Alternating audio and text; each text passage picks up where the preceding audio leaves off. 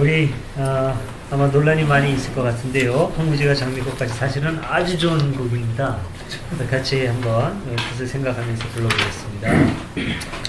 황무지가 장미꽃같이 피는 것을 볼 때에 구속함에 노래 부르며 거룩한 길 다니리. 거기 거룩한 그 길에 검은 구름 없으니 낙하같이 맑고 밝은 거룩한 길 다니리. 하나님의 아름다움과 그의 영광 볼 때에 모든 괴로움 잊어버리고 거룩한 길 다니리. 거기 거룩한 그 길에 검은 구름 없으니 낙하같이 맑고 밝은 거룩한 길 다니리. 마른 땅에 샘물 터지고 사막에 물 흐를 때 기쁨으로 찬송 부르며 거룩한 길 다니리. 거기 거룩한 그 길에 검은 구름 없으니 낙하같이 맑고 밝은 거룩한 길 다니리. 거기 악한 짐승 없으니 두려울 것 없겠네. 기쁨으로 노래 부르며 거룩한 길 다니리. 거기 거룩한 그 길에 검은 구름 없으니 낙하같이 맑고 밝은 거룩한 길 다니리. 거기 죄인 전혀 없으니 거룩한 자뿐이라. 주가 주신 멸류관 쓰고 거룩한 길 다니리. 거기 거룩한 그 길에 검은 구름 없으니 낙하같이 맑고 밝은 거룩한 길 다니리. 예, 그 밑에 보면은 이 찬송가의 주제 표시가 되어 있죠. 그 천국이라고. 우리가 요즘 그 천국 비유에 대한 말씀을 공부하고 있습니다. 지난주하고 이번 주 걸쳐서 이제 주제가 그렇게 되어 있는데, 천국 하면 그냥 저 공간적으로 구름이 저기가 아닌, 이제 하나님께서 통치하시는 곳, 하나님께서 통치하시는 나라, 그 통치의 개념으로 생각해야 된다는 말씀을 여러 번 드린 줄로 압니다. 그래서 하나님께서 통치하시는 세계의 특징, 하나님 통치하시는 세상은 이렇다라고 하는 것이 이제 가사로 많이 이제 표현되어 있습니다. 그래서 이제 크리스찬들이 이 천국을 많이 그리죠. 각자가 생각하는 그 천국관에 따라서 저 구름이 저기를 생각하면서 그리기도 하고, 이 땅의 어떤 그 정의와 평화의 세계를 생각하면서 그리기도 하고, 이제 그러다가 보면은 이제 또 서로 성격이 맞지 않아서 전혀 정반대되는 그 성격으로 그리다가 보면은 좀 서로 간에 좀 코드가 안 맞는 경우도 많이 있고 한데요. 어쨌든 이 찬송가 가사 내용을 가지고 좀 나누어 보도록 하겠습니다.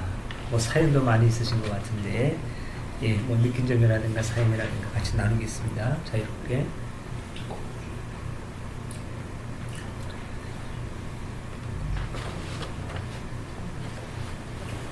뭐 목탕님 뭐 아까 말씀 있으시다고. 아까 저희 새벽기님이 말씀하신 대로 이제 이게 황무지가 장미꽃같이라는 제목으로 이제 김진호 목사가 책을 썼는데 제가 참 감동 있게 봤었죠. 그래서 제가 귀하게 여기었던 책인데 제가 이제 어느 날 이제 찢어버렸죠. 예. 그 제가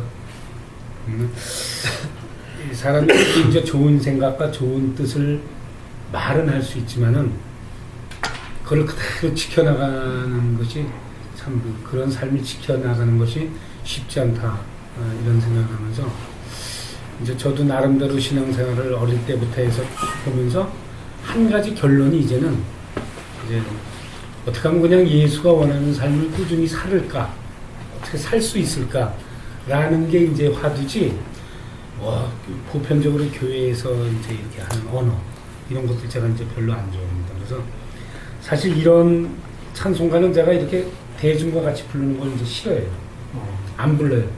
우리 이제 강남영리 교회 같은 경우에 거의 국악 찬송인데 찬송가를 딱 한 번 불러요 예배 중에. 근데 안 불러요 저는.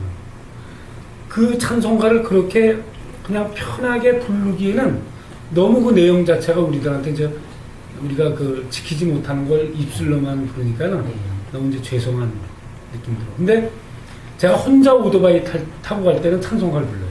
저 혼자서.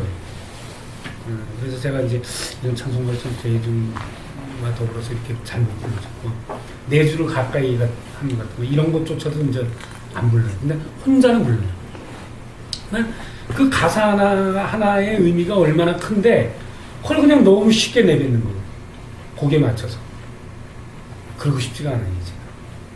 그래서 이제 철저하게 그런 어떤 내용 하나하나가 내가 정말 그렇게 살지는 못하지만 그렇게 어떤 흉내라도 내보려고 애쓰는가 라는 자문자답을 해가면서 그렇게 되죠. 그래서 근데 어쨌든 이제 김진홍 씨 같은 사람이 보여주는 그 좌절감이 되는 거는 또 간은 목사나 우정일 목사가 보여주는 지금 좌절감이 되는 거는 좀 상상하기도 힘들죠. 너무 좀 서글픕니다. 예. 이상입니다. 그 사람이 참 감사한다고 느껴지는 게 우리 목사님 말씀 들으니까 느껴지는데 그 두레마을이라는 데를 한번 제가 갔었는데 거기는 그 사람들이 거기 이렇게 놀러 온다 그럴까 예배드리러 온다 그럴까 그런 식으로 방문을 하면은 밭에 가서 일을 한답니다. 겨울이고 그 봄이고 여름이고 그 땡볕에 이렇게 일하는 그 체험도 좀 하고 그러면서 이제 들어와서 예배하고 찬송하면은 다 이렇게 뭐 머리에도 잘 들고 상쾌해지고 뭐 이런 얘기를 하시더라고요. 그 김진웅 목사 사는 집에 이렇게 들어가 봤는데 그 흙집으로 집을 지어놨어요. 다 무슨 벽돌 하나도 안 쓰고 나무 기둥에 흙벽이고 안에 들어가 굉장히 따뜻한데 야 역시 이런 사람은 우리 범인하고는 좀 다르게 이런 데서 사시는구나. 또 그것도 좋아 보이고 뭐든지 사람들 예배하러 오면은 그렇게 일도 같이 하고 그런 것도 다 좋게 보였는데 그렇게 사람이 이게 달라질 수가 있을까 아침에. 근데 지금 이렇게 정치에도 이렇게 관여하고 그런 거 보면 저 모습이 이렇게 가식적인 모습이 아닌가. 사람들에게 보여지기 위한 그런 모습이 아닌가 해서 저도 좀 실망스럽기도 합니다. 그때는 감동스럽고 은혜스럽고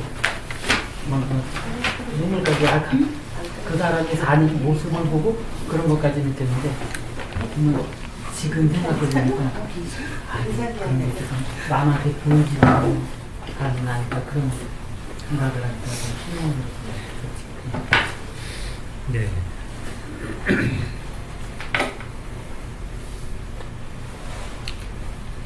또 다른 느낌이라든지 뭐 사연이라든지 있으면 또 얘기해 주시기 바랍니다.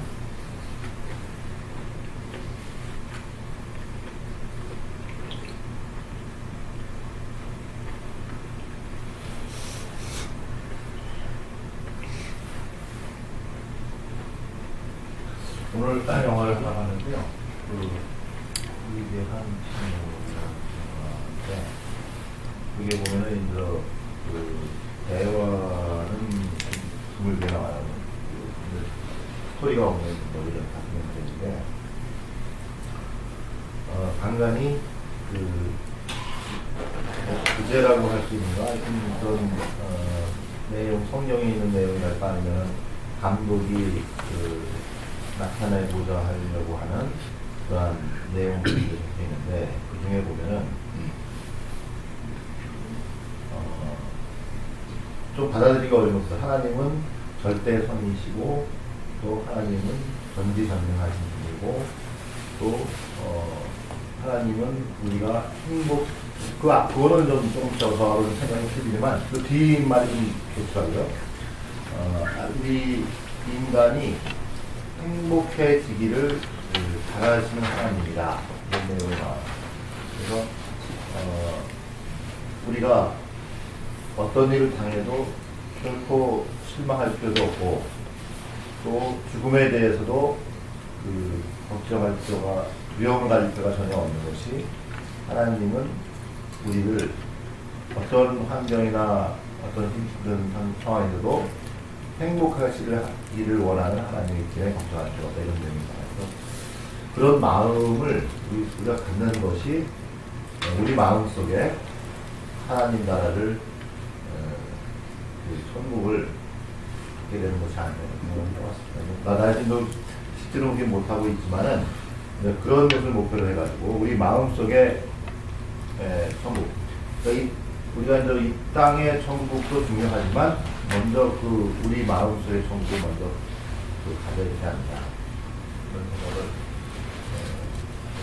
생각을 하고 같이 한번 견디어서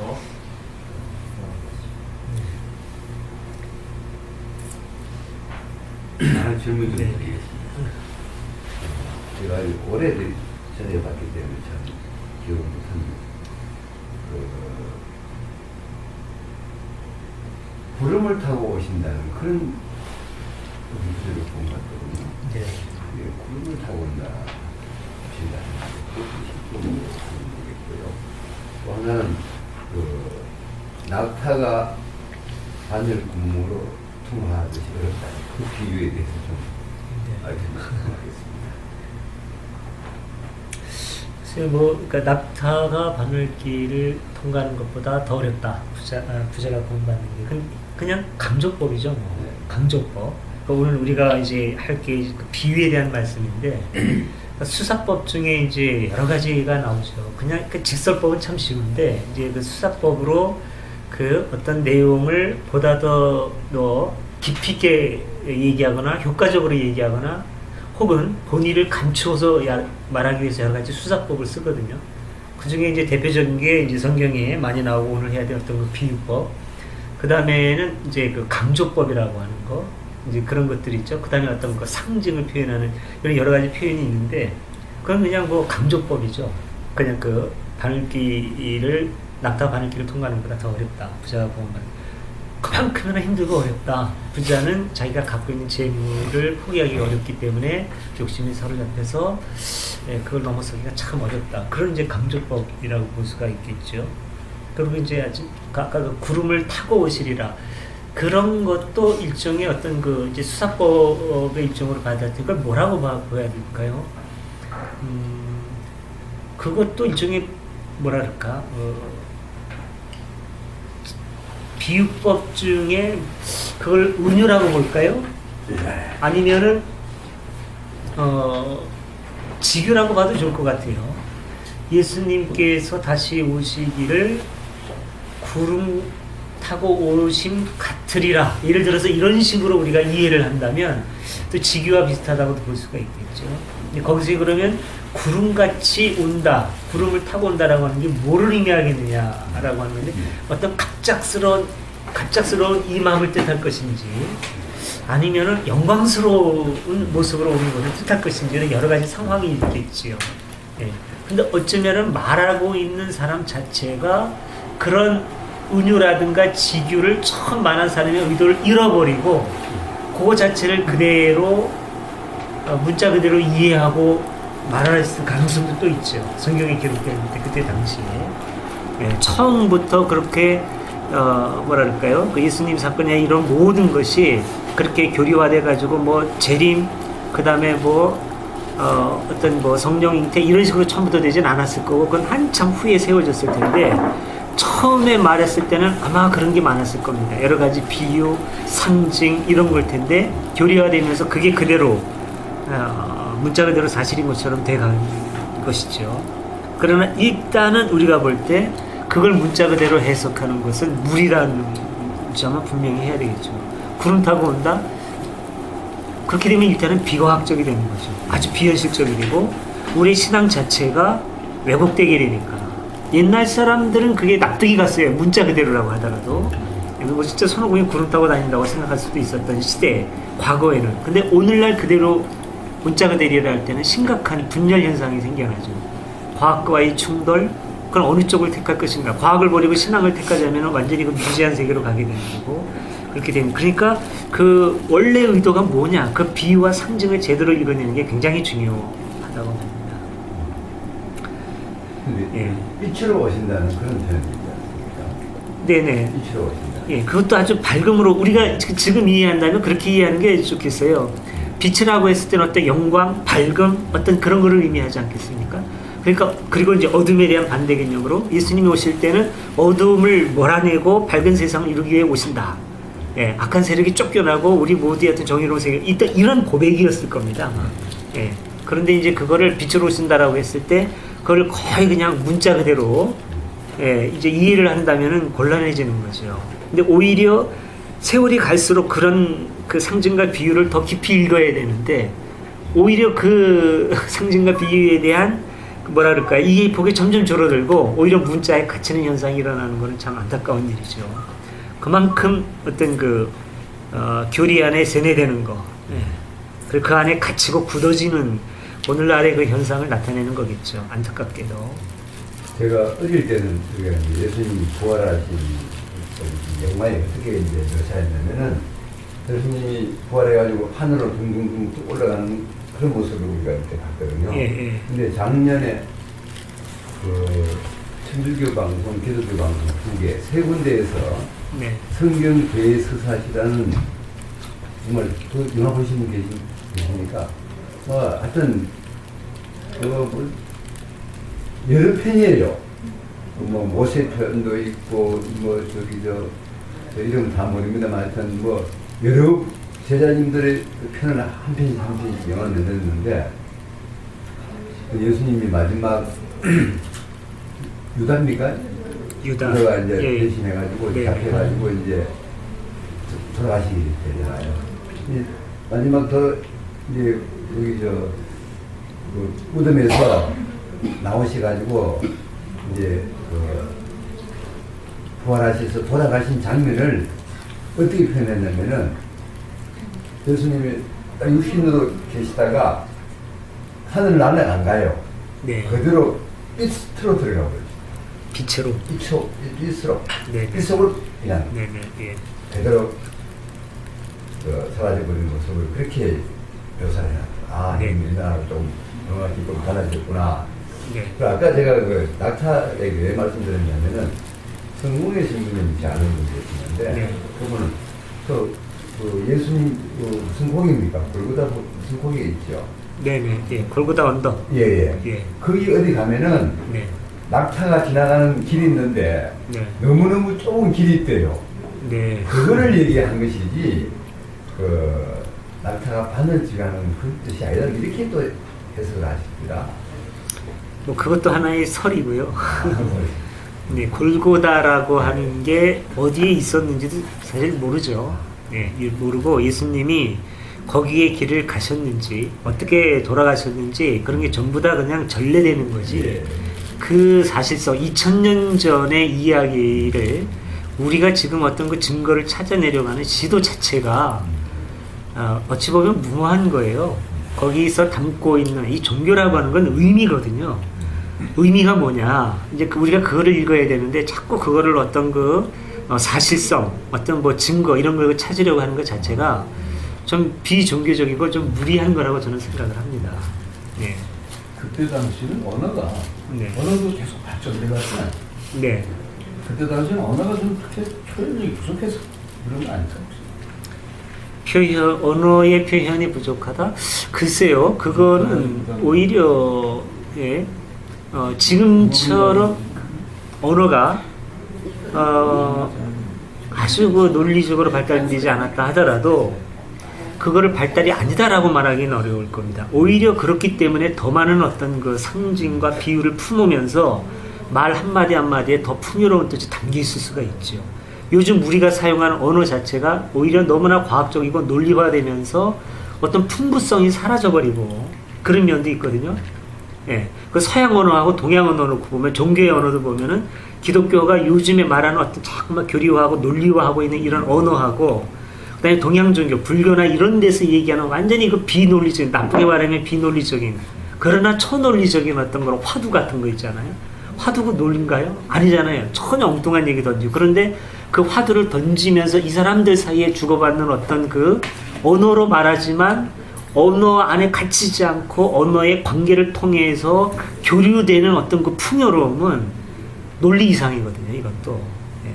예. 그런 점에서 보면 좀 생각해 볼 점이 많이 있는 것 같아요. 그리고 우리가 그러니까 옛날엔 지금보다 뭐라 그럴까 덜 깨었다 이렇게 일방적으로 생각하는 것도 좀 문제가 있습니다.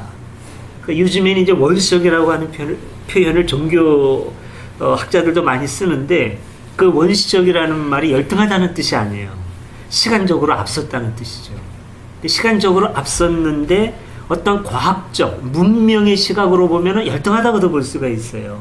그런데 어떤 그 현대화된 문명의 시각이 아닌 뭐라 그럴까요? 인간 세계의 모든 측면에서 보면 오늘날 현대 문명이 놓치고 있는 많은 어떤 그 영적인 풍요성을 담고 있을 수도 있는.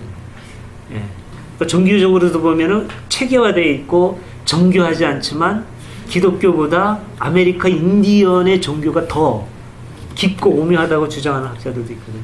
저도 그런 점이 좀 느껴지고요. 예. 인디언들이 갖고 있는 그 동물들과 더불어 살고 동물들한테 배우고 어떤 자연 치유법이라든가 이런 것들, 그 다음에 여기서 하는 어떤 요가라든가 이런 것도 지금 어떤 기독교적인 서구 문명적인 시각에서 봤을 때는 뭐랄까요, 좀 열등하다고 볼 수 있는 면도 있을지 모르겠어요. 그런데 그게 아니라 현대 문명이 담아내지 못하는 어떤 다른 측면에서의 어떤 풍요로움이 있는 거 아닙니까? 그러니까 이제 현대인들이 또 이제 매력을 느끼는 거고, 그렇게 봐야 될 것 같아요. 시간이 많이 갔으니까요. 지금 오늘은 좀 본문으로 들어가기 전에 그 찬송가 담긴 뜻부터 좀 많이 나누게 되는데요. 우선 여기 그 제목을 보시면 이 제목 자체가 뭐 문장으로 되어 있지는 않죠. 그냥 구로 되어 있는데 여기서도 문장이 다 완성되지 않았죠. 황무지가 장미꽃 같이 이렇게만 되어 있어요. 이런 게 말하자면 이제 비유 중에서 직유로 들어간다고 볼 수 있는데 황무지가 장미꽃 같이 이렇게. 근데 그 다음에 어떤 문장이 나온다면 어떤 말이 들어가면 좋을까요? 피는 게 이거. 네? 피는 거. 황무지가 장미꽃같이 피어난다. 장미같이 변할 때 변하는 네. 것이 천국이다. 네네, 뭐. 너무나 자세하게 말씀하신 것 같고, 그냥 뒤에 어떤 그 서술어를 붙인다면 황무지가 장미꽃같이 될 것이다. 이렇게 어떤 이런 그 마음 같은 게 담겨 있는 거겠지요. 천국은 예. 그러니까 황무지 하면은 황무지가 장미꽃을 키울 수 있을 정도로 뭐 풍요로운 땅이 되겠죠. 네. 그러니까 너무 논리적으로 생각하지는 마시고요. 너무 논리적으로 이렇게 문법적으로 딱 맞추려고 하지 마시고요. 여기서 중요한 건 이제 그겁니다. 황무지는 현실이죠. 황무지는 현실이에요. 장미꽃은 미래고 희망입니다. 그러면 황무지가 장미꽃같이 될 것이다. 이거는 현실의 세계, 우리가 담고 있는 현실 세계의 척박함을 이 사람들이 지금 현실 세계에 안고 지금 이제 이 노래를 부르고 있는 거죠. 우리가 지금 사는 곳은 참 황무지라고 할 수 있다. 참 먹고 살기 힘들다. 예. 그런데 이곳이 장미꽃같이 될 것이다. 어떤 미래, 희망, 이게 바로 이들이 갖고 있는 이제 믿음이죠. 근데 이게 바로 이 전체 주제가 천국이라는 겁니다. 하늘나라. 그래서 전에도 여러 번 말씀드렸죠. 예수 운동은 예수에 의해서만 시작된 것이 아니라 그 이전에 수많은 예언자들에 의해서 이미 시작됐다고 기원전 8세기의 아모스라든지 미가라든지 뭐 호세아라든지 이사야, 제2 이사야 이런 사람들에 의해서 예수운동은 끊임없이 시작되었다고 이렇게 했습니다. 어떤 개혁운동, 현실 저항운동, 촉박한 현실 세계, 부조리한 현실 세계를 부딪히고 저항하면서 아름다운 하나님의 나라를 이루려고 하는, 그러니까 이 사람들의 현실 세계는 황무지는데 보고 있는 세계는 장미꽃이 만발한 아름다운 세계, 정의와 평화가 꽃피는 세계, 지금 이걸 보고 있는 거죠. 그러니까 이게 참 기독교 신앙의 핵심이 돼야 된다고 하는 점은 우리가 기억해야 될 것 같습니다. 그리고 이게 지금 보면은 그 위에 그 성경 구절이 있는데 보면 이사야서 35장에서 따온 말씀 아닙니까? 저는 특히 이제 그 이사야를 굉장히 좋아하는데, 그 이사야서 35장이면 제1 이사야, 원 이사야입니다. 제2 이사야가 이제 40장부터고, 제2 이사야가 그 5세기경에 5세기, 6세기경이죠. 그 1원 이사야는 7세기경, 6, 7세기 한 100년 이상 앞선 세대 사람입니다. 아직 이스라엘이 멸망하지 않았을 때예요. 이스라엘의 멸망을 예언하는 거죠, 이 사람은. 제2 이사야는 이스라엘이 멸망한 다음인데, 제1 이사야는 멸망하기 전에 멸망을 내다보고 있습니다. 이거 이제 꼬락서니가 뻔해요. 이거 이제 무너지는 수밖에 없어요, 이거는. 아무래도 이건 멸망할 수밖에 없구나. 황무지가 점점 깊어지는 거죠. 그런데도 불구하고 거기에서 장미꽃이 노는 겁니다. 이게 진짜 믿음이라는, 이게 기독교적인 크리스찬이 갖고 있는 믿음이 이런 거죠. 현실은 굉장히 촉박해, 희망이 없어요. 그런데도 희망을 그리는 겁니다, 이게. 그러니까 뭐라 그럴까요? 궁극적 낙관주의. 맹목적 낙관주의가 아니에요. 현실적 낙관주의도 아니에요. 현실을 보면은 절망.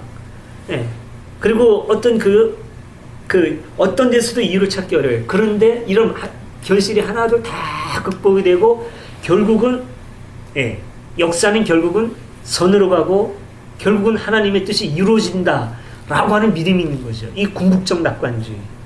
이 기독교인들이 갖고 있어야 될 역사관이고 세계관이라고 볼 수 있는 겁니다, 이게 구약의 예언자들, 하나님의 사람들이 갖고 있었던 세계관이에요. 역사관이고. 그러니까 이 사람들에겐 절망이 없는 거죠. 무서운 게 없는 겁니다. 이런 사람은, 이 사람들은 죽이지도 못해요. 죽여도 부활합니다. 다시 살아나요. 이 사람이 육신을 죽여도 이 사람들의 말씀들, 이 사람들의 생각들이 그의 제자들, 주변 사람들을 통해서 되살아나는 거죠. 부활입니다, 이게. 이게 부활이에요. 예수를 죽였어도 그의 정신과 그의 그 사상, 그의 운동이 그의 사람들에 의해서 되살아난 것처럼 죽일 수가 없는 거지. 이 부활하는 겁니다. 이 살아나는 거예요. 무서운 거죠. 이렇게 되면은 이 정신 이런 게. 문익환 목사님이나 이런 분들, 그러니까 이렇다는 겁니다. 참 좋은 노래죠. 근데 이걸 가지고 이제 이런 노래를 불렀다가 좀 이제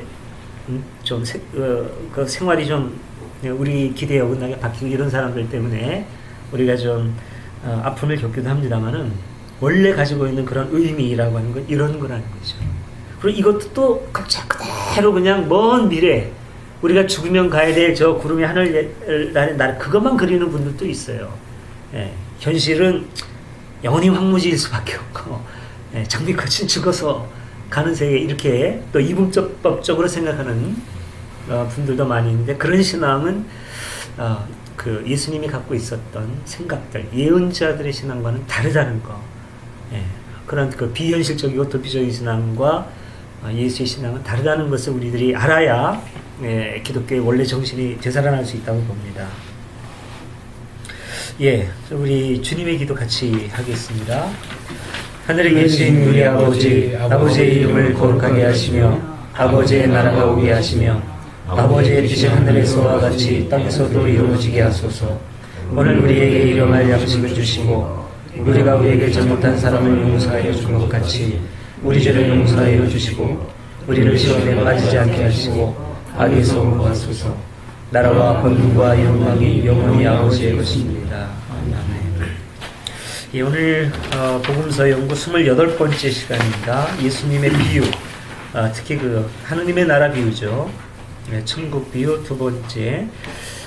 마태복음에 의하면은 그 천국 비유가 7가지가 나온다고 말씀드렸습니다. 그리고 지난번에 우리가 너무나도 잘 알고 있는 씨 뿌리는 자의 비유 했었고, 이제는 그 이외의 다른 비유들, 마태에 의하면 6가지 비유가 나오죠.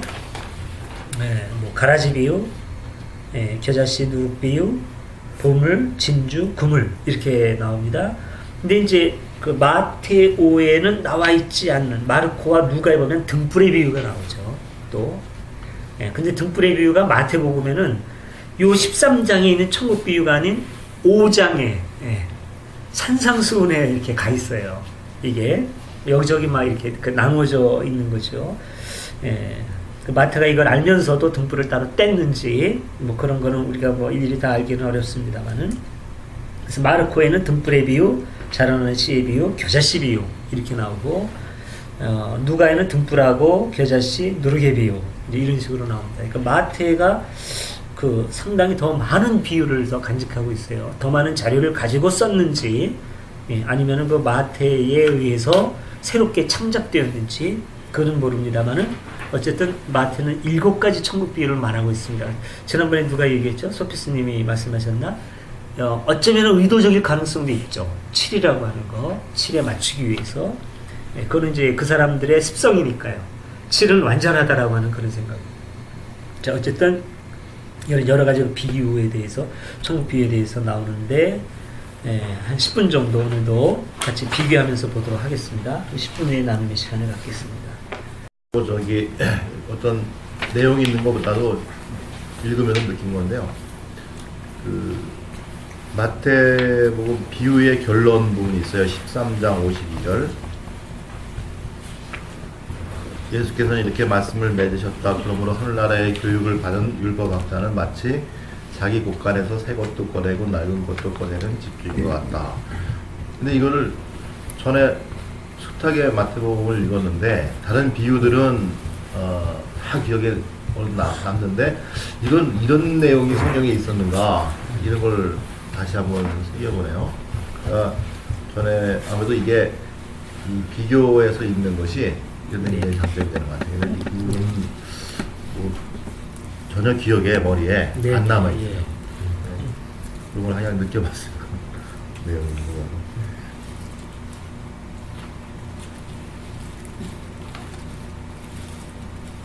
저도 이 내용을 다 읽으면서요. 어떤 게 일단 시기적으로는 어떤지 모르겠지만 마테오라든가 마르코라든가 루카라든가 이분들이 쓰신 내용들이 꼭 하나의 참고서를 보는 것 같은 느낌이 들어요. 그러니까 참고서라고 하는 게 보통 교과서가 하나 나오게 되면 교과서를 이해하기 위한 내용들이 뒷붙여서 이렇게 참고서가 나오고, 그 참고서를 또 풀이해서 또 참고서가 나오고, 더 공부 잘하는 방법을 위해서 또 참고서가 나오는데, 이 내용들을 보다 보면은 반복된 내용들인데 다시 한번 강조를 했다거나, 아니면 다시 한번 더 넓게 풀이를 했다거나, 이런 내용들이 나오고, 또 실제 예수님이 말씀하신 내용이 비유라고 나와 있는데, 이 비유라는 것 자체는 현재에서 모든 교수법이라든가 강의 이론 중에서는 최고의 클래스라고 얘기를 하거든요. 그러니까 직접적으로 나의 말은 옳은 말이니까 내 말대로 해라고 하면 듣는 사람이 굉장히 기분이 나쁜데, 비유법을 쓰게 되면은 사람들은 다시 한번 생각을 하게 되고, 말해준 거에 대해서 그 의미에 대해서 파악하려고 다시 한번 생각을 하고, 또 그분의 인격 자체도 같이 올라가고, 듣는 사람의 수준도 같이 올라가야 되는 뭐 일종의 뭐 2가지 정도에서 이제 한번 바라봤습니다. 네. 예, 어떤 비유의 의미, 비유의 효용성에 대해서 이제 느끼신 점을 말씀을 하셨고요. 저도 질문을. 네. 가라지도 나오는데, 밀은 밀대로 살겠고 가라지는 가라지대로 살겠는데, 네. 그 현실적인 입장에서 그러면 한 개인은 그걸 어떻게 알 수 있는 방법이 있는지, 내가 가라지인지 내가 밀인지 그걸 어떻게 알 수 있는지, 개인이요? 예, 어떻게 알 수 있는지. 글쎄요, 어떻게 그거를 알 수 있을까요? 그리고 그러한 질문을 하시는 어떤 의도가 있으신 건지. 그게 궁금해요. 내가 밀인지 내가 가라지. 여기서 좀 하늘나라 자녀가 저거 하늘나라 자녀 아니면 가라지잖아. 그걸 어떻게 알 수 있는지. 근데 가장 첫 번째 본인 양심 있잖아요. 양심이다. 아니 양심도 있죠. 우리가 비춰볼 어떤 거울이라면. 근데 저는 지금 솔직히 말해서 이제 조금 생각이 요즘 바뀌거든요. 근데 이거 예를 들어 뭐 소금가동국, 가라지, 겨자씨, 누룩 이런 모든 것들이 정말 신이 이 땅에 와서 혹은 우리 마음속에 빛으로 와서 그럼 정말로 내가 너에게 생명을 준다고 하셨음에도 불구하고 또 이런 것을 원하실까? 당신은 이렇게 해라. 이렇게 하지 않으면 너 지옥이다. 너는 가라지다. 라고 이렇게 하셨을까 하는 거기에 대한 자꾸 의문점이 생기면서 이런 것도 어떻게 보면 카스트 제도다. 응? 뭐 예를 들어 너희 신앙의 어떤 체절정, 그 다음에 뭐 하청 이런 식으로 어떤 분리하는 그런 걸 느끼겠거든요. 근데 아까 그 말씀하신 거는 사실은 본인이 제일 잘 안다고 생각해요. 우리가 뭐 교과서, 성경 뭐 여러 가지 이렇게 양심, 도리, 도덕, 윤리 이 모든 것을 알 수 있잖아요. 그냥 내가 정말로 진짜 최선 다한 삶을 살고 있는가 아닌가 그 같아요. 그냥. 근데 참 그런 것조차도 이게 정말로 나는 가라지인가 나는 밀인가 알곡인가 하는 그런 불 자체도 이미 분들이 그릇된 밀 것 같아요. 그거를 분류한다는 자체가 이미 정말로 사람을 분류하고 정말 그 사람 안에 있는 신성한 그 생명체에 대한 어떤 경외심을 이미 떨어뜨리고 비하하고 혹은 뭐 비하하거나 이러는 것 같은 느낌. 요즘은 조금 마음이 바뀌었어요. 정말로, 네, 정말로 그런 관점을 항상. 이 세상에 가라지는 없다. 자기가 선택하는 거죠. 네? 자기가 관념을 이미 가지면 여기 나오듯이 나는 이렇게 했기 때문에 나는 가라지다. 나는 이미 그거를 관념을 갖고 가라지의 삶을 행동하게 되는 거죠. 관념이 있으니까. 하지 마세요. 비유, 포도나비 비유 있고 엉겅퀴 비유 같은 것 같아요. 어떻게 나는 알 수 있는지 그게 열매를 보고 알죠. 어떻게 알 수가 있느냐. 이 시점에서 나중에 이제 열매로서 아신다 그랬는데 열매 그때는 후인데 미래고 그걸 떠나서 지금 이 시점에서 어떻게 알 수 있는지. 이제 그 두 분은 그러니까 여기 요가 협회 식구들이시죠. 그리고 지금 이제 소개 없이 우리가 바로 같이 이 성경공부모임에 참여하다 보니까 어떤 의도로 물으시는지를 잘 모르겠고 이제 궁금하기도 해요. 그리고 이제 또 이제 요가하면은 넓게 어떤 상당히 그 어떤 동양적인 철학을 기반으로 하기 때문에 저도 그런 생각이 좀 들었어요. 도대체 누가 알곡과 가라지를 가를 수가 있느냐. 아까 아라님 말씀하신 것처럼 어떤 그런 의미의 어떤 질문이 아닌가 하는 생각을 제가 했었거든요. 어떤 그 가라지는 가라지로서의 어떤 정체성이 있고 자기 가치가 있는 거지. 그 알곡과 가라지를 이렇게 나누고 하는 것은 그걸 나누고 싶어 하는 그 사람의 관점이 들어간 게 아니냐. 어떤 이런 의도인 것 같은데 지금 들어보니까 또 그거는 아닌 것 같고 그런 건 아니고 정말로 어떤 그 옳고 그름의 문제가 있을 때 어떤 그 옳음의 의지를 이제 갖고 싶은데 어떤 바르고 옳은 쪽을 선택하고 싶은데 혹시 내 생각이 그렇지 않다면 그거 고쳐야 될 텐데 그거 어떻게 하느냐 어떤 그런 의도인가요?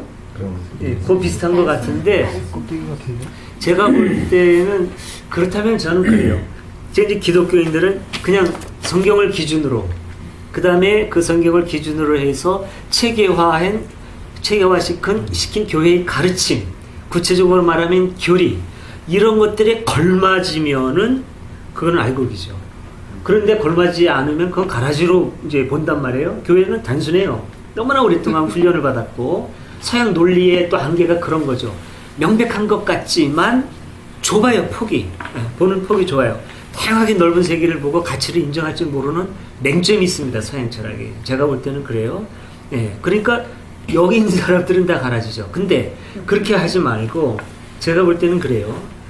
우리 동양 철학이 가르쳐준 어떤 그 하늘의 뜻, 순리, 양심, 이런 게 기준이 됐으면 좋겠다는 생각이 듭니다. 정말 내가 내 마음에 비춰봐서 참 부끄러움이 없다. 내 하늘을 우러러 정말 부끄러움 없는 삶을 살고 있다. 정말 내가 모두가 가르친 인류 역사에서 모든 성현들과 어른들이 가르쳐온 대로 너 하늘을 우러러 부끄러움 없이 살고 네 부모 앞에 너 늘 떳떳하냐? 주변 사람들한테 너 칭찬받으면서 그렇게 잘 살고 있느냐? 그런 게 잘 사는 거다. 이런 얘기 우리가 많이 듣지 않습니까? 바로 그런 기준으로 우리를 비추어 봐서 나도 행복하고 부끄러움 없고 이웃들과 더불어 잘 살고 그럼 좀 그 사람은 알곡으로 보고 싶습니다. 어떤 종교를 갖고 있든 어떤 직업을 갖고 있든 저는 그래요. 이게 제가 생각하는 기준이죠. 알곡과 가라지의 기준. 그리고 그걸 굳이 나눠야 된다면 예수님도 바로 그런 관점을 계속해서 성경에서 말씀해주고 있죠. 계속 어떤 종교 조직, 교리, 율법 이걸 절대 잣대로 내세우는 율법학자들에게 예수는 계속 말씀하시는 게 그런 거 다 율법 이런 거 다 빼고 순리. 예수님은 이제 하늘 아버지라는 표현을 쓰시죠. 순리라고 하는 건 상당히 이제 동양적인 우리적인 표현이고 하늘 아버지. 그러면서 굉장히 우주적이고 넓고 포용적인 개념으로 비추어서 얘기를 해요. 예.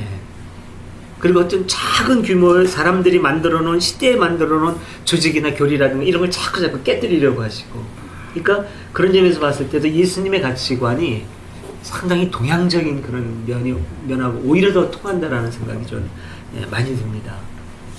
이제 어느 정도 답변이 되는지 모르겠는데요.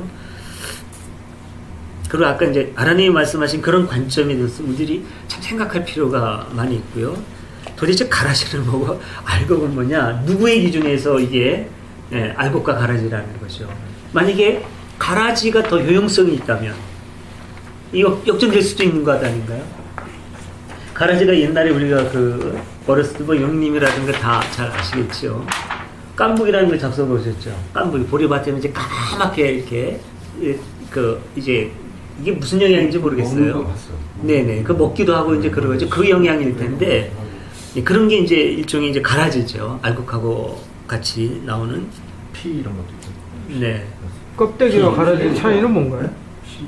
피도 껍데기와 가라지. 그것도 이제 말하는 사람의 의도를 봐야 되겠죠. 바로 그런 질문에서 그러니까 껍데기 그러니까 껍데기라고 하는 건 굉장히 많은 껍데기들이 있는 거 아니에요. 근데 껍데기하고 가라지의 차이를 물었단 말이에요. 그런 것들이 바로 구체적인 상황에 맞게 대화해야 될 문제예요. 그러면은 껍데기와 가라지를 누군가가 사용했을 때 그 의도가 뭐냐 그렇게 물어봐야 되는 그런 문제죠. 그런 배경이 싹 없이 껍데기와 가라지가 뭐냐라는 물음에 껍데기는 이거고 가라지는 이거다라고 얘기하면 이거는 뜬구름이 되는 거죠. 상황에 맞지 않는 거. 교회에서는 가라지가 익숙한 말이지만 네네. 일반 사회에서는 가라지라는 말은 거의 안 쓰고 껍데기로 네. 많이 쓰잖아요. 그거랑은 또 관점이 다르죠. 시골에서 가라지라. 껍데기를 말하는 게 아니고 일종의 쌀을 갖다 벼를 뿌렸는데 벼가 아닌 다른 잡초 같은 거 이걸 가라지라고. 근데 이게 진짜 그 예수님 말씀하신 건지. 그 얘기 이제 지금까지 여러 번 나왔는데 예수님이 말씀하실 수도 있고 아닐 수도 있고. 네. 나중에 만드는 거가 수도 있고. 네. 근데 저는 이제 아까 이분이 말씀하신 거에 대해서 이렇게 생각하거든요. 뭐 성경적인 내용 이런 걸 떠나가지고 일반적으로 아까 산들님이 얘기했듯이 저도 이제 모든 사람이 이 세상에 태어난 이유는 하나님이 또 바라는 것도 결국 행복을 추구하는 것이다 라고 생각을 해요. 그래서 자기의 어떤 행복을 위해서 다른 사람의 행복을 빼앗는 것, 다른 사람이 해야 하는 것, 그런 것은 뭐 꼭 악이라기보다 악의 개념을 꼭 쓴다면 악이다. 그렇지 않고 반대로 다른 사람에게 어떤 행복을 위해서 일을 해주는 건 선이다. 이런 기도거든요.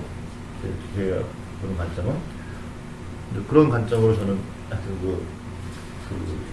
그렇게 따져보면은 남을 해야 하는 사람은 가라지고 자기의 행복과 이웃의 행복을 갖다 같이 위해서 하는 사람들은 알곡이 아니냐. 이렇게. 그런 건 아닌데요. 제가 오늘 그 비슷한 일을 당했어요. 절대 뭐 그렇게 엄청 그렇게 안 좋고 그런 건 아닌데, 제가 딸내미랑 이제 영화 보고 차 몰고 이제 좌회전하려고 그 역 앞에서 이제 좌회전을 해야 되는데, 앞에 있는 차가 아주 천천히 가는 거예요. 불법 유턴하려고. 그러면서 제 차가 있는데도 불구하고 한참 그 맨 앞에 있는 차인데, 제가 두 번째 차인데 좌회전 두 번째 기다리고 있는데, 이 차가 끝에까지 안 가고 불법으로 유턴해서 가려고, 그 상가가 많은 쪽인데 역 앞에. 그러면서 갔는데 이제 좌회전 신호가 떨어지니까 또 천천히 가는 거예요. 좌회전 해가지고 좌회전 하자마자 유턴하려고. 그러더니 결국은 그 어떤 극장이 맥라인 극장이라고 있는데, 거기는 정식으로 유턴하는 장소예요. 결국은 거기까지 가서도 제가 거의 천천히 가게끔 결과적으로 그렇게 돼버리는 거예요. 그러니까 별거 아닌데 막 화가 나는 거예요, 이게. 자기 유턴하려고 저 그냥 못 가게 방해하는 그런 꼴이 돼버리니까 화가 나더라고요. 그런 일상적인 일이 많은 거 같아요. 미스터님 인생의 가라지. 아니, 꼭 그렇게까지 해가지고 뒤에 있는 사람 생각 안 하고 자기 편리만 그렇게 해서 왜 꼭 저렇게 해야 되나? 근데 그게 운전수 여자애 남자예요? 남자. 이제 알곡과 가라지가 이제 이렇게 이런 것이다라고는 얘기할 수 있죠. 근데 이제 지금 형제님께서 말씀하신 건 내가 알곡인지 가라지인지 어떻게 알 수 있느냐. 여기에 대해서 고민을 하고 계신데, 제가 볼 때 이제 여태까지 초등학교부터 이제 여태까지 살아오시면서 배우신 과정과 내가 여태까지 행했던 그 뒤끝에 남는 내 마음의 모습들, 그러니까 내가 뭔가를 행하고는 내가 생각해도 잘못했었다. 근데 이것이 계속 답습해 나가고 이것을 계속 반복한다면은 그런 가라지 같은 사람일 거예요. 근데 사람이 잘못을 해요. 그러니까 잘못을 했을 때도 빨리 돌이킨다면은 그건 알곡으로 향해 가는 거죠. 저는 충분히 내가 내 삶을 인지하고 내 삶을 판단할 수 있는, 자기를 검증할 수 있는 자기 마음을 가져야 돼요. 그러니까 우리가 어떤 왜곡되게 남이 나를 갖다가 좋게 봐줄 수도 있고 나를 나쁘게 봐줄 수도 있어요. 그러니까 여기에 우리가 흔들려서는 안 돼요. 예를 들어서 제가 무슨 일을 했다고 해서 저보고 뭐 심지어 막 예수가 되는 인간까지 있어요. 난 그걸 왜 예수로 봐요, 그런 인간. 나를 넘어지게 하는 예수 비슷하네. 근데 또 어느 때는 또 왜곡되게 이제 저를 또 이제 이렇게 흠집을 잡는 사람들이 있어요. 조금 서글프지만 그런 거는 오히려 봐줄 수 있어요. 저를 칭찬하는 거는 내가 좀 조금 더 힘들어요, 그런 것들이. 근데 그 가치관이 배워온 것이 예를 들면 그 북한에서 배워왔다면은 자기는 아무 껄킴 없이 할 거 아니에요. 그 기준이 뭐냐는 게 중요한 거예요. 그러니까 그 기준이 제가 그랬잖아요. 그러니까 자신이 자신을 판단할 수 있는 마음을 자꾸만 가지려고, 그러니까 이제 뭐 제가 볼 때 요가 같은 거 하시고 그런데 뭐 그런 묵상하는 시간이 있을 텐데, 저는 그걸 극명하게 알아요, 이제는. 그건 정확하게 제대로 저렇게 그 어느 정도 자유가 있고 어느 정도 그 도덕을 갖다 제대로 배우는 입장에서 그렇지만, 예를 들면 뭐 나치 치아라든가 이런 데서 배운 사람들은 자기는 양심 하나도 꺼지지 않는다고. 그러면서 남을 해치고 양심 없다면 그것도 그러면 그런 것 같았어요. 그런 내가 양심껏 했다고 생각하는데 결국은 그런 것들이 나중에 그런 거죠. 꼭 결과적으로 나와요. 만약에 그것이 몇 번씩 행하고 가식과 위선으로 행했다. 그러니까 좋은 일을 해도 가식과 위선으로 할 수 있는 것 아니겠어요? 그래서 그런 것들이 마음의 찌꺼기로 계속 누적되면서 자기가 알 수 있다는 얘기죠. 그럼 벌써 저기 알고기셔. 그런 의문을 갖는 순간 알고. 네. 나를 벌써 제가 볼 때 그런 가능성이 많죠. 내면을 안 보고 타인을 보고 그 아울린 그 말씀은 굉장히 중요한 말씀이라고 생각을 합니다. 그런 의문을 갖는 순간 알곡이다. 굉장히 중요한 거예요. 왜냐하면 그 순간 나는 알곡처럼 살고 싶다는, 바른 삶을 살고 싶다, 의미 있는 삶을 살고 싶다는 그런 마음이 있기 때문에 그런 얘기를 꺼내는 거 아닙니까? 그게 굉장히 중요한 것 같아요. 그리고 이제 그런 어떤 그런 삶을 살기 위해서 아까 이제 용인님 말씀하신 것처럼 그런 현상도 있을 수 있거든요. 어떤 집단과 조직에 의해서 아예 기준 자체가 왜곡되는 거죠. 예, 알고 보니 기준 자체가 왜곡이 돼가지고 예, 하늘의 뜻 정말 그 어떤 양심이 거리게 오는 게 뭐냐? 예, 독일 국민으로서 예, 독일의 미래와 예, 나치스의 충성하는 이렇게 되면 이제 기준 자체가 왜곡되는 거니까 그렇게 되지 않도록 하는 역할들이 굉장히 중요하겠죠. 어떤 그건 우리 인류의 숙제라고도 볼 수 있는 거고 하나님 나라 운동도 그런 차원에서 필요할 겁니다. 어떤 사회 자체가 그렇게 왜곡되지 않게 하기 위한 저항 운동이거든요. 그런 왜곡은 요때 당시에도 있었단 말입니다. 예수님 당시에도 양심이니 뭐 이런 기준 자체가 흔들리는 거예요. 율법에 의해서 흔들리고 이런 거. 예수님은 거기에 대해서 저항을 하는 거죠. 아니 니네 조직의 논리 말고 니네 조직이 이 유대교라고 하는 종교 조직이 말하는 그 양심 말고 진짜 하늘의 뜻, 예, 넓은 포용적인 어떤 전제도 깨뜨린 이런 거, 이제 이런 거를 찾아나가는 게 굉장히 이제 중요하다고 볼 수가 있겠죠. 아니 며칠 전에 용인님께서 한명섭 전총리 회고록을 일부러 올리셨잖아요. 어? 끌려가가지고 고문당하다가 광주 교도소에 있었을 때 삐라가 북한에서 뿌린 건 줄 알고 전쟁 난다 싶어서 죽음의 위기를 겪고 그런 상황에서 이쪽을 택할 것이냐 저쪽을 택할 것이냐 그거는 일제시대 때도 그런 일이 많이 벌어졌잖아요. 응? 적당히 피해가는 게 아니라 진짜 두 가지 중 하나를 택해야 될 때가 오거든요. 사람은 누구나 다. 어? 그럴 때가 있거든요. 그럴 때 이 아까 아버님께서 말씀하신 게 그게 일종의 나침반 역할을 하는 그런 생각이 들어요. 내가 가라지냐 알곡이냐는 자기 중심적인 것 같아요. 제 생각에는. 저는 우리 예수동아리 교회가 저는 가라지라고 생각 안 하거든요. 근데 2,100억 들여서 교회 짓는 그 사람들은 우리가 볼 때는 가라지 같아요. 근데 그 사람들이 또 우리 애동 보면은 우리가 가라지예요. 근데 내가 애동 보면은 우리 알곡이고 쟤네들이 가라지. 그러니까 자기 중심적이지 않나. 나는 죽어서도 청당 갈 거고, 그 목사님 천당 갈 거고, 응? 김진홍이는 지옥 가. 이건 다 우리 생각이고 김진홍은 또 그렇게 생각 안 해. 내 관점이. 예. 그래서 내 관점인 것 같아. 내 중심적으로 생각하는. 이 내용의 중심으로 해서 한번 생각을 해봤는데요. 마태복음서에다 보니까 너희는 세상의 소금이다라고 말씀하셨고요. 가라지는 밀밭에 알곡이 있고 가라지가 있다라는 것은 이제 저는 그렇게 생각을 했습니다. 사람 마음속에서도 안 좋은 부분이 있고 좋은 부분이 같이 있는데 그것을 갖다가 보물과 진주의 그물에서 여기서 비교를 하자면요. 그래서 어부들이 그물을 갖다가 걷어 들어갔고 좋은 고기들은 거두어들이고 안 좋은 고기들은 다시 우뚝으로 놔주거나 버린다라고 이렇게 표현을 했잖아요. 이런 것들을 통해 갖고 결국은 그 광야에서 밭에서 진주를 캐내서 밭을 사듯이 우리 마음속에서도 안 좋은 부분들이 있고 좋은 부분들이 있지만 자꾸 안 좋은 부분들을 버리고 좋은 것을 찾아가는 가운데에서 너희들 스스로 소금이 되어가고 좀 더 나아진다라고 이렇게 저는 그렇게 생각해봤습니다. 너무 좋습니다. 네, 지금 굉장히 중요한 말씀 하셨습니다. 지금 이제 요 전에 우리가 그러니까 마태가 강조하는 게 가라지 비유거든요. 그리고 뒤에 가라지의 비유를 설명하는 부분이 또 나옴으로 말미암아 이게 강조가 돼요. 그래서 가라지와 알곡에 대한 어떤 그 비교, 이게 본문의 중심처럼 되는데 사실 이 그 천국 비유에서의 말씀은 그렇게 알곡과 가라지를 가르려고 하는 데 있는 게 아닙니다. 지금 중요한 건 그거예요. 누가 알곡이고 누가 가라지냐 나누자 이게 아니라 너희들은 다 알곡이 돼야 되는 거고 너희들은 다 열매 맺는 좋은 씨가 돼야 되는데 그런 요소들이 있단 말이죠. 우리를 자꾸 떨어지게 만든 하늘나라의 백성이 못되게 혹은 하늘나라 형성에 방해되게 하는 여러 요소들이 있다.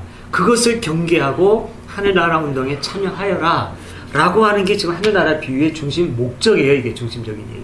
가르는 데 목적이 있는 것이 아니고요. 자, 우선 그렇게 이제 그걸 보는 게 굉장히 중요하고 지금 이거 전체가 지금 비유라고 그랬죠. 그러니까 자, 여기서 우리가 오늘 성경이 말하는 비유라는 거에 대해서 좀 어느 정도 좀 알아둘 필요가 있을 것 같아요. 그 성경에는 굉장히 많은 비유들이 나와요. 근데 이제 우리가 보통 일반적으로 비유하면은 그 뭐라 그럴까, 그냥 막연하게 어떤 그 직유를 생각을 많이 해요. 뭐는 뭐와 같다 이렇게. 근데 성경에 나오는 비유는, 그러니까 비유가 좀 폭넓은 개념이죠. 비유법 안에 직유법도 있고 운유법. 은유법도 있고, 우리가 흔히 메타포라고 하는 거, 은유법도 있고, 풍유법도 있고, 화류법이라는 것도 있고, 화류법 중에 또 의인법이라는 것도 있고, 뭐 의성법, 뭐 하여튼 여러 가지가 있어요. 이 구분하는 거 보면 굉장히 많습니다. 이 비유법이. 이 비유법 안에 이제 이런 여러 가지가 있는데, 천국 비유는 거의 직유의 성격이 강해요. 천국은 뭐뭐와 같다. 근데 여기서 우리가 이제 빠지기 쉬운 게, 천국은 뭐뭐와 같다라고 할 때 천국을 설명하기 위해서 보조수단으로 가져오는 게 이와 유사 개념이거든요. A는 B와 같다. 왜 이런 표현을 썼느냐면, 아까 이제 그런 말씀도 하셨지만, 일단은 중요한 건 A가 중요한 거예요. 천국이 중요한 거죠. 말하고자 하는 건 천국인데, 천국이라고 하는 건 사람들이 잘 몰라요. 가시적인 것도 아니에요. 눈에 잘 안 보이고 지금까지 충분히 경험해보지 못한 거기 때문에 천국을 딱 얘기하면 사람들이 잘 몰라요. 그래서 이 천국을 설명해주고 하는데, 사람들이 익히 알고 있는 거, 눈으로 보았던 거, 알고 있던 거, 이미 학습된 것 중에 이와 유사한 어떤 병행구, 어떤 사물이든 현상이든 그런 걸 끌어와가지고 설명하는 거죠. 근데 이거는 잘 모르는데 요거는 알아요. 그러면 이거 너 참 요거 같은 거야. 그럼 그거는 알겠어. 이렇게 되는 거죠. 그 비유의 의미는 거기에 있는 겁니다. 쉽게 이해하는 건 그거예요. 예? 그러니까 예를 들어서, 야, 너 저기 내가 이런 얘기 좀 어쩔지 모르겠네. 이제 뭐 그 젊은이들이, 야, 너 내가 이쁜 여자 하나 소개해줄까? 그래 어떤 여자인데? 근데 이러저러한 여자인데 어디 살고 있고 어디 이런데 뭐 눈이 어떻게 돼? 야, 말 좀 쉽게 좀 얘기해. 그래, 야, 백합꽃 같아. 그럼, 그래? 딱 통하는 거죠. 이 여자는 내가 못 봤어요. 어떤지 잘 몰라요. 근데 백합꽃 같아. 그럼 백합을 알거든요. 그 희고 청순한, 그렇게 예뻐? 이거죠. 근데 중요한 건 백합이 아니에요. 백합이 아니라 이 여자가 중요한 거죠. 그러니까, 백합의 한눈을 팔면 안 되는 거예요. 이 여자를 백합을 통해서 이 여자를 알아야 되는데, 백합만 딱 보고 백합 빼면 온 눈을 근데 나중에 보면 백합은 아니잖아요. 네? 그럼 이걸 이제 놓치는 게 되는데, 우리는 요렇게 갈 가능성이 있는 거예요. 네. 백합과 같아. 이런 거. 좀 이제 다른 각도에서 설명을 하면은, 누구더라? 옛날에 그 어느 가수 중에 그런 노래, 뭐 그대 이름은 장미, 뭐 그대 이름은 장미 하고 부르는 뭐 그런 노래가 있었죠. 이런 경우, 이것도 이제 비유입니다. 근데 이제 조금 아까 그 뭐와 다른가 한번 보세요. 아까는 꼭 백합 같아. 그렇다고 그랬죠. 이건 직유입니다. 직유. 예. 근데 그대 이름은 장미? 이거는 어떤 거예요? 이거 직유라고 볼 수 있나요? 이것도 비유인데, 이게 바로 우리가 말하는 은유입니다. 메타포. 예. 그대 이름은 장미 같아. 그러면은 사람들이 오히려 더 명확하게 할 수, 장미 같아? 장미처럼 뭔가 이쁜 이름을 가졌네? 이렇게 할 수가 있는데, 그대 이름은 장미? 그러면은 이제 헷갈리기 시작합니다. 이름이 장미야? 아니면은 이름이 장미처럼 이쁘다는 거야? 아니면은 뭐야? 장미처럼 빨갛다는 거야? 이렇게 되는 겁니다, 이게 지금. 그러니까 직유는 보다 명확하죠. 비유는 비유인데 직유는 명확해요. 예. 은유하면은 약간 애매해지는 거죠. 예. 이제 그렇게 이제 은유가 달라요. 그래서 이제 메타포, 은유가 이제 어려워지는 거죠. 성경에 나오는 메타포, 은유가 이래서 문제가 되는 거예요. 예. 천국은 구름 위에 피어난 저 구름 위에 아름다운 성전. 이렇게 되면은 사람들은 천국은 구름 위에 있구나. 성전의 모양을 하고 있나. 이렇게 생각할 수 있어요. 왜냐하면 은유는 그런 식으로 성경 표현이 되는 거죠. 그게 분명히 아님에도 불구하고 설명을 하려고 하니까 가시적이고 우리가 경험했던 어떤 것에 빗대는 거죠. 아까 구름이라든가 이런 것도 그런 표현일 수 있습니다. 새벽길님이 말씀하신 그런 거. 근데 직유 같으면 그렇지 않죠. 같다 이러니까. 예. 그러니까 천국은 뭐와 같다. 이렇게 하니까 이게 아니라는 건 우리는 명확히 알죠. 천국은 어떠한 등불과 같으니 그런 등불이 아니라는 걸 알죠. 예. 근데 천국은 등불 이렇게 되면 또 얘기가 달라지는 겁니다. 근데 등불이라고 하는 게 이제 천국하고는 너무나 이제 천국의 개념을 다 담아낼 수 없기 때문에 그게 비유라고 하는 걸 알지만 만약에 마찬가지의 어떤 커다란 어떤 개념을 가지고 얘기하면 헷갈릴 수 있는 거거든요. 이제 이렇게 다른 겁니다. 근데 여기에는 그래도 비교적 쉬워요. 여기에서 나오는 비유는 거의 직유니까 계속 천국은 뭐뭐와 같으니 이렇게 나와요. 괜찮죠? 근데 그럼에도 불구하고 A는 B와 같으니 그럼에도 B에 집중할 수도 있다는 거죠. 우리가 지금 어떤 면에서 그래요. 지금 가라지 알고 중요한 건 이게 아니죠. 천국에 있는 겁니다. 가라지 얘기, 알곡 얘기, 보물, 진주 전부 다 천국 얘기예요. 네. 천국은 전부 다 이 중에서 뭐와 같으냐면은 겨자씨와 같고 보물과 같고 진주와 같고 그물과 같아요. 이 공통성은 뭐냐요? 뭔가요? 귀하고 좋고 아름다운 거예요. 근데 드물어요. 굉장히 드물어요. 겨자씨도 작아요. 근데 나중에는 커져요. 네. 드물지만 작지만 큰 것보다도 더 가치 있고 지금은 굉장히 작은데 엄청 큰 거를 지향하고 그렇게 커지고 확장되고 이래요. 이건 뭘 의미하느냐면 지금 우리들이 하고 있는 하늘나라 운동, 지금 이 예수 운동이죠. 이게 지금 이렇게 미약하다, 작게 보인다, 별 볼 일 없는 것 같죠. 그런데 이게 앞으로는 이렇게 확장이 되게 되고 모든 사람이 함께 누릴 만한 큰 안식처가 되고, 이거는 이제 뭡니까? 겨자씨 비유가 바로 그런 거죠.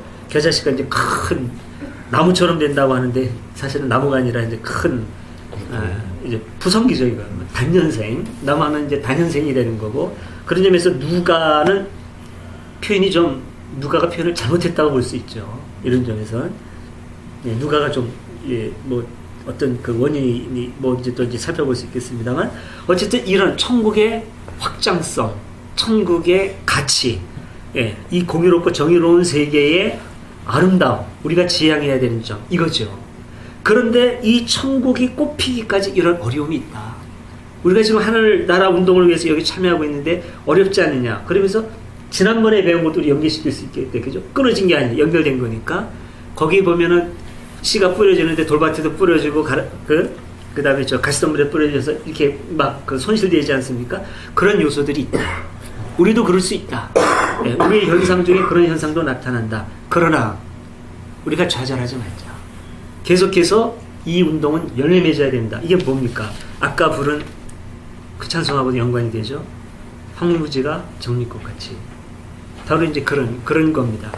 그러니까 이런 것들이 우리 예수 사람들, 크리스찬의 가치관이 돼야 되고 세계관이 돼야 된다는 거죠. 역사관이 돼야 된다는 거고.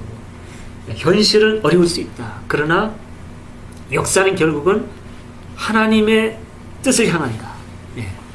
순리를 향한다. 동양적으로 표현하면, 우리 기독교적으로 표현하면 하나님의 뜻은 반드시 이루어진다.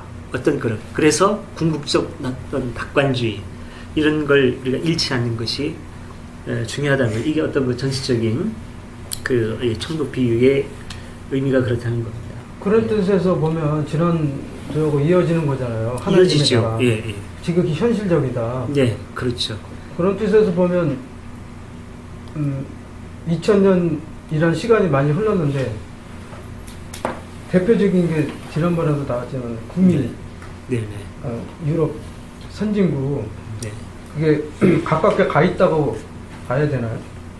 이들이 꿈꾸었던, 저는 비교적 그렇다고 봅니다. 시간이 2000년 흘렀지만, 아직까지도 완성되지 않았지만, 예수님 당시 이미 시작된 하나님 나라 운동은 그래도 공정하잖아요. 가난한 사람도 범죄인까지도 교도소에 들어가 있지만 기본적인 인권을 누릴 수 있게 해주고, 부자들은 좀 불만을 많이 갖지요. 내가 이 사람들 먹여 살리려고 이 돈 번 게 아닌데 1억 벌면 5천, 6천 막 뛰어가고. 하긴 요새 그냥 죽이지 뭐하러 교도소에 두게 하냐, 이런 사람들도 있더라고요. 그런 사람도 있죠. 밥값이 아깝다고. 옛날에는 그냥 죽였을 거 아니에요. 2000년 전에는. 그렇죠. 그리고 이천- 그리고도 지금도 한국에서는 사형제도를 아직 완전히 폐지하지 않았잖아요, 아직. 아, 폐지 안 됐죠. 네, 폐지 안 되고 이제 그걸 유지해야 된다고 하는 사람들이 한국에 많잖아요. 근데 유럽에서는 공통적으로 많이 폐지가 다 있죠, 거의. 아니 다 폐지된 걸로 알고 있는데. 아, 다는 아니고. 그 세금 저는 다 된 걸로 알고 있고요. 대부분 돼 있죠. 터키가 가입하려고 그러는데 사형제를 폐지해야만 유럽 연합에 가입할 수 있다. 그래가지고 사형제를 아, 그런가요? 예, 저는 그렇게 알고 있어요. 유럽 연합 가입 조건이 사형제 폐지라고 알고 있어요. 아, 그래요. 예. 그래서 유럽 사형제가 없다는 걸로 알고 있는 거죠. 연합이 예.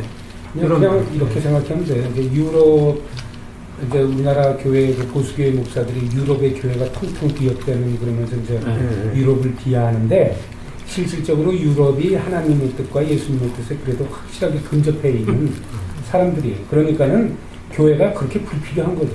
그러니까는 우리 같은 이런 나라 전체가 하나님의 나라니까. 네, 네. 뭐 진짜 교회를 목사님 말씀 벗어나서. 맞아요. 1억 벌면 5천, 6천 막 이렇게 세금 내야 돼요. 우리나라에서 1억 벌면 5천, 6천 세금 내는 사람이 어디 있어요? 500만 원도 안 내려고. 미쳤다는 소리 듣겠죠. 그러니까 이제 그런 것이 그만큼 이제 사회 보장 제도로 돼 있고, 저 뭐 거기 같은데 노블리스 올리즈라는 그런 논리가 돼 우리나라는 있기 때문에 지금 근로소득일 경우에 최고 세율이 좀 35%. 네, 근데 그게 9천만 원 이상이니까 9천만 원 이상. 이제 기본 공제 다 끝내고. 그러니까 실은 한 9천만 원 내려면 1억 한 4, 5천 받는 사람이 이제 그것도 저게요. 예를 들면 1,000만 원에서 2천만 원까지는 8% 그다음에 이렇게 해가지고 9천만 원 이상의 금액에서만 35%예요. 근데 대다수가 유럽의 경우에는 절반이 세금 안 내는 걸로 저는 알고 있어요. 국민의 세금은 조금씩 내죠. 근로소득세 유럽 같은 경우에 근로소득자 경우가 물론 자기의 그 연금 이런 것도 포함되지만 한 35%에서 40% 정도 돼요. 35%걸요? 네, 최고가? 35%에서 40 아니 제한하는 게 월급 자기가 받는 것이 한 40% 정도 제한을 받는다고. 보통. 이것저것 다 많이 제하고 나면 많이 버는 분들은 많이 아니야 평균. 평균이 저는 이제 45% 알고 있는데 중상 정도 돼 중상. 그 유민이 말씀하신 평균하고 저희들 생각 평균하고 많이 다른 것 같은데요. 네, 중상 정도죠. 중 정도. 제가 그 많이 버는 사람. 장사할 때요 직접적으로 부딪히는 게 세금 내는 문제거든요. 제가 장사할 때 세금을 제가 번대로 내려고 하다가 부부싸움도 많이 했고 왜 당신만 그렇게 하려고 그러냐. 응?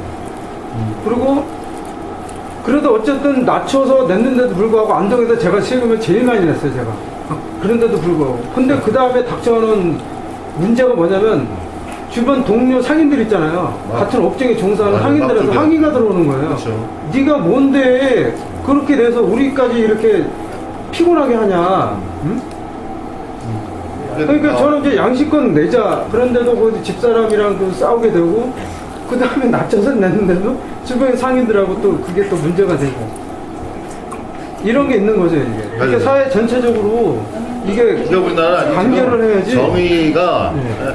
정의가 지금 제대로 쓰지가 아직 못한다네. 왜냐면 불법을 저질러야 살아갈 수 있는 거거든. 예, 맞아요.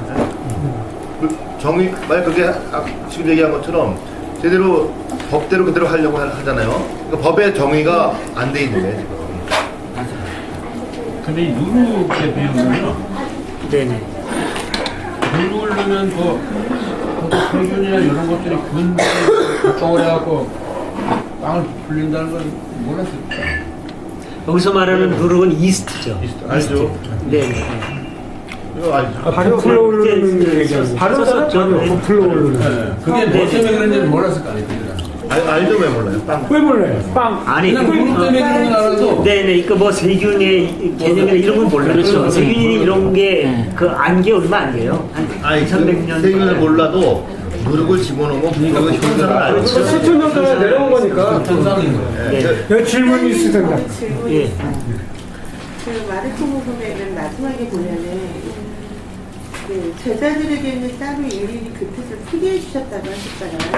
네. 그러니까 다른 사람들한테는 비유로 말씀하셨지만, 근데 제자들을 이걸 특별 대우하셨다면 하신 건데 예. 제자들이 다른 사람에 비해서 멍청해지지 아니면 따로 소리를 할 만큼 좀 특별한 존재였는지. 그리고 여기 보면 마태오 부분을 보면 들을 귀가 있는 사람은 알아들어라라는 구절이 있잖아요.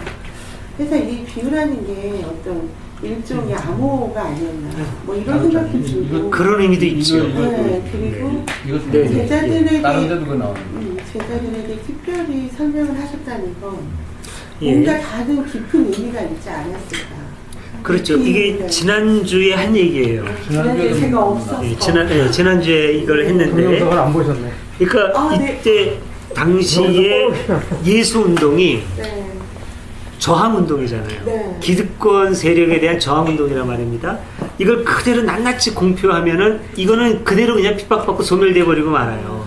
아직은 감춰야 되는 거죠. 이 사람 기득권 세력 등한테는 이거를 묻을 수는 없고 뜻 있는 사람들한테 공유하고 이 뜻 있는 일을 계속해서 확산을 시켜야 되는데, 그러나 이거를 그대로 다 드러낼 수는 없는 거예요. 레지스탕스 운동이거든요. 같이 이 운동을 하는 사람한테는 충분히 공유하고 뜻을 알아야 되는데 저쪽 사람들한테는 다 얘기할 수 없는 거죠. 아니 그래도 돼요. 예수 운동 자체가 갖고 있는 저항적인 성격 이런 거. 다니엘에서 복심이랑 뭐 그런 거. 그게 이제 그러니까 성경 전체의 중요한 코드예요. 그게 묵시. 그다음에 이제 그 비유에도 그런 것도 있죠. 그러니까 비유 자체에 묵시의 의미가 있어요. 풍요, 아까 얘기했던 풍요. 근데 이렇게 얘기하면 이게 참 미천 다 드러나는데 자세히는 몰라요. 비유에 대한 여러 가지를 자세히는 모르는데, 제가 이제 지규하고 아까 은유를 얘기를 했죠. 이거는 성경이 굉장히 중요한 거기 때문에 이미 이제 제가 잘 알고 있는 건데, 그 외에는 뭐 이제 뭐 여러 가지 우리도 알고 있는 것이 있어요. 의인법이라든지 의인법 알잖아요. 뭐 동물을 사랑한다든가 뭐 화류법도 비슷한 거죠. 뭐 성경에도 나오는데 뭐 돌이 아우성칠이라 뭐 돌들이 말하라 이런 건 화류법이죠. 생명체가 아닌데 생명체가 있는 것처럼 표현하는 여러 가지 것이 있단 말입니다. 그 중에 이제 또 풍요라고 있어요. 이 풍요라고 하는 거는 일종의 그 속담이라든지 또 우화 같은 이제 이런 게 있어요. 근데 여기에서도 여우가 이 얘기하고 이렇게 얘기하는데, 사실은 여우가 아니라 우리 현실 세계에서 있는 어떤 그 현상들을 얘기하는데 그걸 딱 명확하게 얘기할 수가 없어요. 사실은 우리들이 하고 싶은 얘기인데, 그랬을 때 여우도 등장시켜가지고 얘기를 하는 거죠. 예. 그러니까 이런 어떤 감추어진 의미, 묵시적인 의미가 이제 비유법에도 있는데 여기도 이제 그런 의미가 있는 거죠. 예전에 이렇게 소위 언더라는 그 운동을 할 때 굉장히 암호들을 많이 만들었었어요. 그러니까 여러 사람이 있는 데서 우리들끼리 통할 수 있는 얘기들, 그런 단어들. 언더그라운드. 그런 그런 비슷한. 그런 것도 하나의 그 이제 비유. 외계어, 요새 젊은 애들은 외계어라고 그래가지고 맞지, 요즘 애들. 자기들끼리 자기네 아우라라고 하면 자기들끼리가 아는 그런 이상한 거를 막 써요. 맞아요. 이렇게 채팅을 할 때. 그러니까 선생이 욕하고 싶은데 이름도 그렇고. 선생이라고 얘기할 수 없으면 뭐를 하잖아요. 뭐 별명 붙여가지고 꼰대는 너무 잘 아니까 말고 다른 거.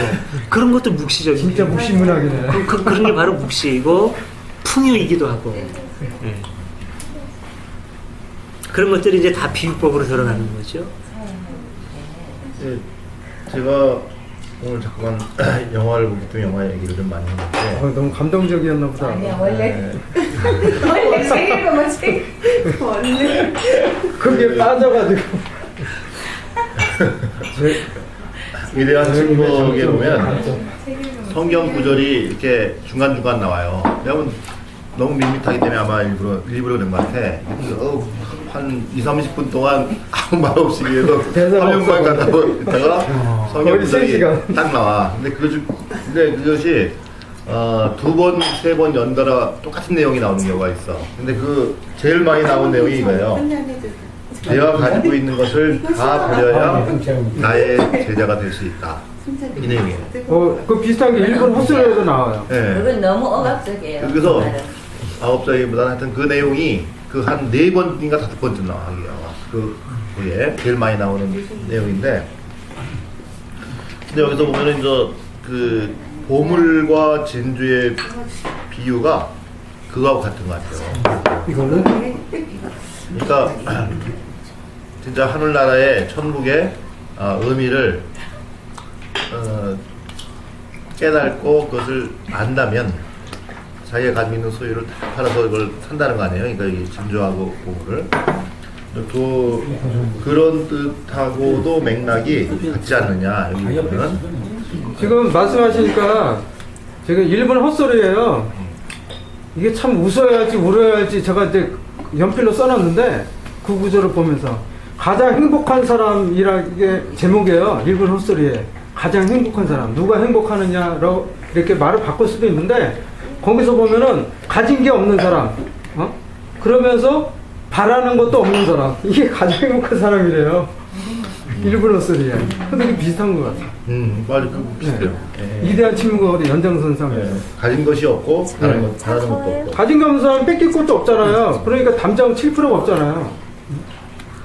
이게 때문에 천국이 그런 의미가 아닌가 싶어요. 왜냐면 부자가 천국에 들어가는 것은 낙타가 바람에 들어가는 것도 어렵다는 말이 부자의 경우에 가진 게 많기 때문에 그것을 어떻게 지킬 것인가 또는 더 늘릴 것인가 이걸 계속 까먹지 않고 이런 탐욕과 이런 마음이 계속 있잖아요. 그런 사람들은 항상 마음속에 뭔가 부담감이 있고 근데 그 결국 이제 우리의 마음이 천국에 이르지 못할 것이다라는 저희 동네가 뉴타운 지역으로 돼가지고 이제 경기가 이래가지고 뭐 취소됐다는 소리가 있는데 지난번에 그 타 지역에서 사는 사람들이 저희 동네 뉴타운 지구로 된 것까지도 아시더라고요. 그러니까 타지 사람들이 이제 그 서울 아닌 도시에 뉴타운 지구로 된 거 거의 다 서울 사람들 수자를 하는 거거든요. 거의 다. 그러면 저희 같은 사람은 이제 쫓겨나야 되는 상황이 되는데 거의 저희 동네에서 가장 잘 사는 데가 있어요. 집이 되게 커. 그 집만 어떻게 특별하게 어떻게 보면 궁전 같은데요. 그 집만. 근데 담 높게 돼 있고 그다음에 CC 카메라에 요소요소 다 박혀 있고 막 그래요. 그러면서 딸내미랑 예전에 이제 제가 서울에 출퇴근할 때는 아침마다 제가 그 금방은 지나가야 되는 상황이었거든요. 학교로 가려면 딸내미가 이제 걸어서 30분 학교로 가는데 지금도 마찬가지고. 걔가 이제 그거 얘기로 저 부녀지가 얘기를 나눈 적이 있어요. 그래가지고 제가 뭐 이게 좋은 면도 있고 나쁜 면도 있겠지만 이렇게 CC 카메라 해놓고 해가지고 과연 행복할까? 응? 근데 그거 똑같은 맥락이죠. 네, 그러니까. 정리하시죠. 네네. 예, 우리 정리를 하죠. 여기서 한 가지만 더 이제 말씀드리고 싶은 부분이 있는데요. 지난번하고 이번 주는 뭐 천국 비유니까 어떤 면에서 주제는 단순 명쾌합니다. 어렵지 않아요. 천국을 저 하늘 위라고 생각할 때 막연해지고 추상적이지 천국이 하나님께서 통치하시는 곳, 예, 하나님의 통치가 이루어지는 곳이라고 우리들이 생각을 하면은 아주 명쾌해집니다. 이 복음이. 자, 근데 꼭 아까 그 가라지의 비유에서 그 두 번째 문단요 마태복음서에 보면은 그 가라지의 존재 때문에 갖고 있는 제자들과 주인의 태도가 아주 상반되게 나옵니다. 제자들은 굉장히 조바심에 젖어 있어요. 큰일 났네. 가라지가 여기 끼어들었네. 이러다가 농사 다 망치는 거 아니야? 이런 생각들이 있는 거죠. 근데 주인의 태도는 어떠냐면 느긋하죠. 그럴 수 있는 거야. 오히려 그게 당연해. 내버려둬. 이런 마음의 여유 있는 거죠. 그리고 나중에 다 그거는 적절하게 뽑아가지고 필요한 대로 가라지도 쓸 때가 있어. 그거는 땔감으로 쓸 거고 알고 보면 곶감에 주인은 이제 이런 마음의 여유가 있단 말입니다. 이게 오늘날 어떤 뭐라 그럴까요? 이제 예수도 하나님의 나라를 그리는 사람들에게 필요한 태도라고 생각합니다. 조급해하지 말자는 거죠. 현실을 보면 암울해요. 요즘으로 보면 요즘에 정치 현실을 보면 좀 암울하죠. 우리들이 많이. 그러나 물론 내버려 두라는 말이 그냥 두 손 놓고 있어라 이런 의미는 아닐 겁니다. 그거는 아니에요. 그냥 내버려 둬라, 두 손 놓고 있어라. 그러면 다른 뒤의 말씀을 하실 필요가 없어요. 여기서 경계하는 거는 조급성을 경계하는 거죠. 조급해하지 마라. 오히려 조급해해서 망칠 수 있다. 이거는 다 결국은 이렇게 된다. 역사를 길게 봐라. 순리를 봐라. 인간의 어떤 그 계략이라든가 어떤 의도가 결코 하늘의 뜻을 순리를 거스리지는 못한다. 어떤 이런 큰 선언이라고 봅니다. 저는 이런 믿음을 갖자는 거죠. 우리들이 가져야 될 믿음은 이런 믿음이 돼야 된다. 저를 안 쳐다보고 말씀하셨지만 저한테는 조급해하지 마라. 조급해하지 마라. 종종거리지 마라. 새가 나무 위에서 종종거리는 것처럼. 저자가 그런 뜻이거든요. 아니 저 자신에 대해서도 3년밖에 안 남았어요. 저도 해야 되는 것 같아요. 아니 제가 아시는 분이 국민선진국처럼 우리는 한 100년은 있어야 된다. 아주 넓게 보시더라고요. 예, 그러면 이렇게 마쳐도 될까요? 네, 그러면 우리 공동 축도 같이 하겠습니다. 우리 주 예수 그리스도의 은혜와 아버지 하나님의 사랑과 성령의 보호인도하심이 우리 가운데 영원토록 함께 하소서. 아멘. 예, 이렇게